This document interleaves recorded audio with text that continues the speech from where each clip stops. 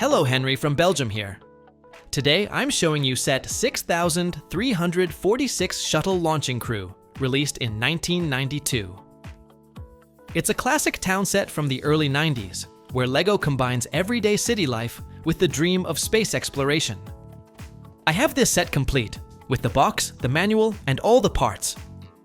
The box artwork immediately draws you in, with detailed scenes that spark the imagination and take you into the world of space exploration. Don't forget, 1992 was a very different time. The Cold War had just ended, and NASA's space shuttle program was still active, with missions flown by Atlantis, Discovery, and Columbia, 8 in total that year. What immediately stands out is the compact size of the box, measuring about 33 by 23 centimeters. Despite that smaller format, it still has a flap lid with additional photos on it, most notably the image of the space shuttle using a deployable robotic arm with a grabber holding the satellite. The artwork is colorful, with bright blue, white, and red accents. The plastic foil is still tightly in place, and the blue inlay is present.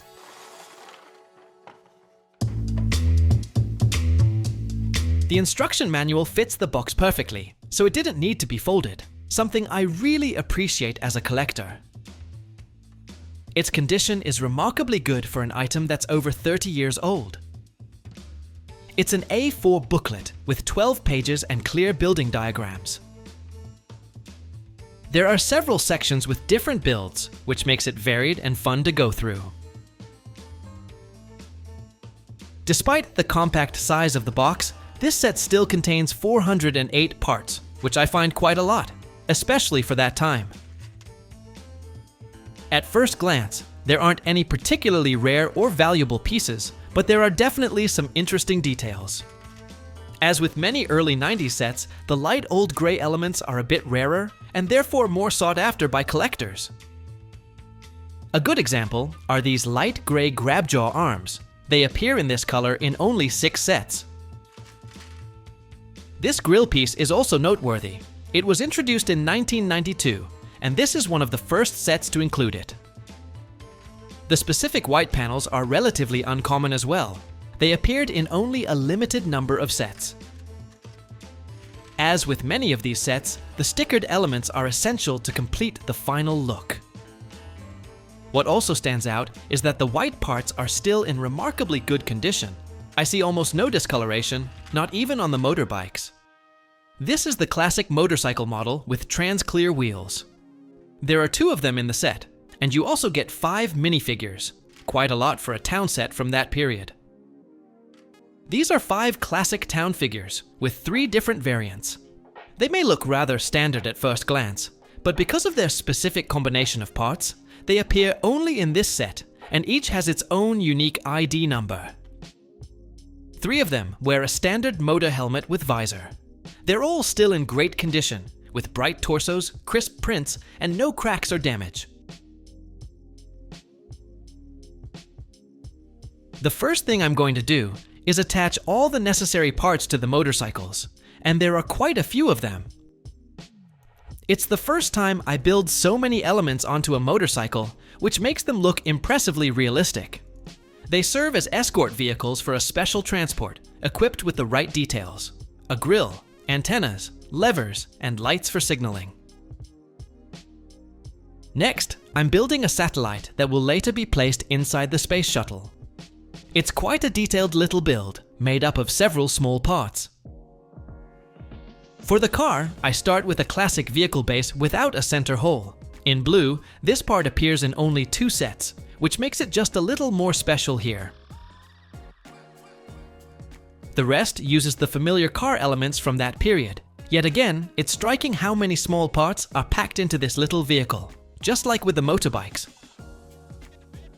The trans-light blue windscreen gives it a fresh, modern look for its time, and the hinged roof with an additional opening window is a nice extra touch.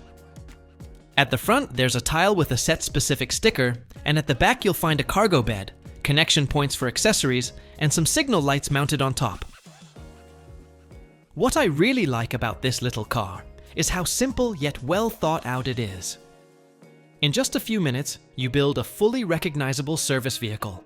Lego Town at its best. Functional, colorful, and full of charm. In addition to the motorbikes and the small car, there's also a truck with a trailer to build. The wheels already hint that this will be quite an impressive model. This type of wheel, made up of two separate pieces, was only introduced in 1991, so it was still a real novelty when this set was released. The build uses the classic plates and bricks, yet again, it's striking how many parts are packed into it. Of course, you can't compare this with the larger or more advanced sets of today, but for its time, it's impressively detailed. Especially when you compare it with some harbor or train sets from that era, where a truck often consisted of little more than a few plates, wheels, doors, windows, and a roof. Here it's different. The elements are classic, but you need many of them to achieve the intended design. And among those familiar pieces, there are also a few more special ones, such as this modified 1x1 with bar handle, a part that had only just been introduced in 1991. I also find these parts worth mentioning. I hadn't really noticed before that they have a different engraving on each side. On one side, the lines run horizontally, while on the other, they run vertically. So it's important to attach them the right way to keep the pattern consistent. The panels with built-in windows are a great addition.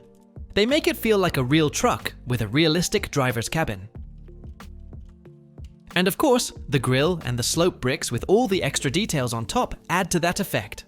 Even the roof features some nice realistic touches. Finally, I build the exhaust pipes, which on this model are mounted vertically behind the cabin. They're not just decorative, but also practical, as they neatly cover these openings. I think it's a nice and realistic design, with a great color palette, and it looks quite impressive overall. For the trailer, I need quite a lot of parts too. Just for the 2x2 plates with wheels, I already need 8 of them.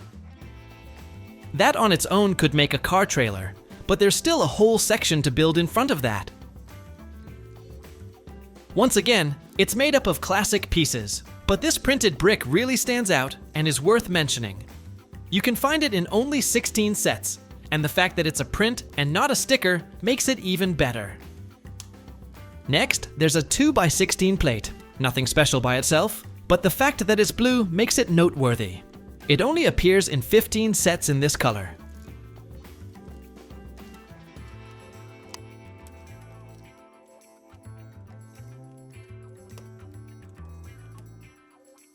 I've seen this bracket before, but not yet a version with 2 holes in the model. On top of it goes a modified plate 2x5 with toe ball socket, which I mainly know from crane designs. Combined with the Technic axle with toe ball, it serves here as the connection point between the truck and the trailer, allowing the two to move smoothly and maneuver easily. This red piece is one I'm seeing for the first time. In red, it appears in only 6 other sets, and it exists only in one other color, black. These parts were new in 1992.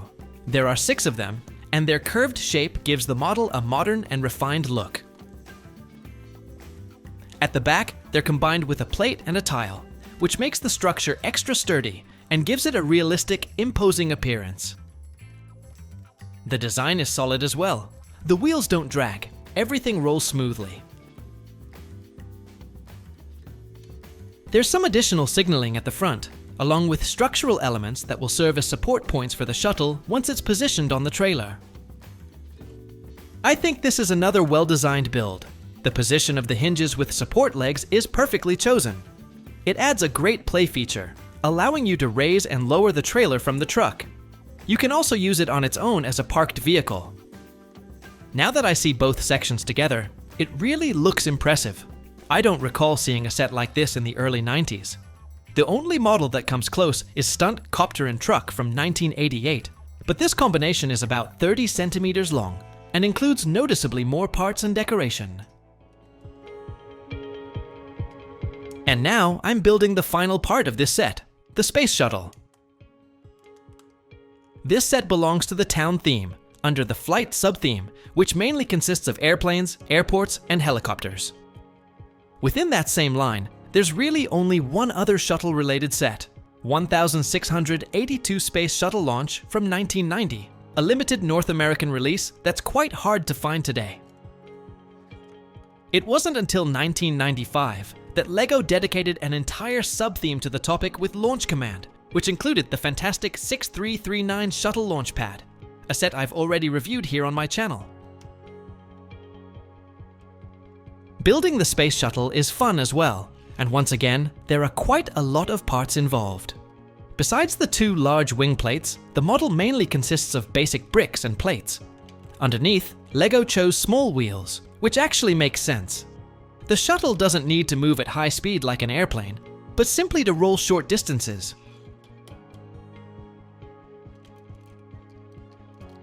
I really like the panels used here. This particular type isn't something you see very often. The branding with the stickers is nicely done as well. It's not over the top, but rather subtle and well balanced. For the cockpit, the set includes a nice printed navigation slope. What stands out is how the cockpit itself is designed, truly typical for that period. The pilot sits completely enclosed inside, and you actually have to remove the roof to take him out. With the 1x2x2 wall panels, you need to make sure you're using the solid stud version to keep everything historically accurate. These were produced from 1985 to 1999. And of course, there's also the robotic arm with the grabber and the satellite. Combined with the opening cargo bay panels, this creates a really fun play feature. It's the highlight of the set and something that easily sparks the imagination for all kinds of stories.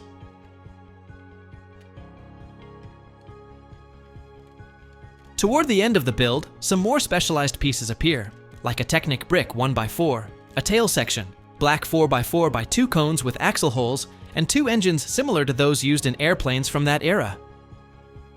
Here's a nice detail. 2 additional small parts are attached to each engine to give them a more streamlined look. And now it also becomes clear what the Technic brick is for. It allows you to mount the engines securely onto the back of the shuttle. The roof can go on top of the cockpit, and the panels can be closed. The cargo bay is then locked in place with 2 tiles, and with that, the space shuttle is completely finished. Obviously, this shuttle really looks its best when you use clean, bright white bricks. It makes a big difference, especially if you want to display it as a showpiece. My copy looks very good overall, and I'm really happy with the final result. It's a compact model measuring 20 centimeters. The shuttle fits perfectly on the trailer. At the front, it locks onto a slope brick. And at the back, it rests on a tile.